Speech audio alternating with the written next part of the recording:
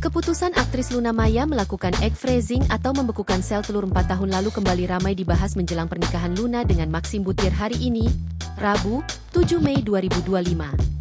Seperti diketahui, Luna Maya sudah melakukan egg freezing atau membekukan sel telur sejak 4 tahun lalu. Saat itu tentu ada kekhawatiran Luna karena belum menemukan pasangan. Tapi di sisi lain dia juga tetap ingin menjadi seorang ibu.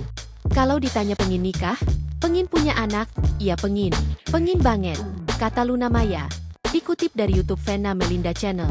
Itu sebabnya, egg freezing adalah solusi yang menurutnya tepat untuk dilakukan saat itu. Meskipun akhirnya melakukan egg freezing pada tahun 2021, Luna mengatakan sudah mulai memikirkan hal tersebut jauh sebelumnya.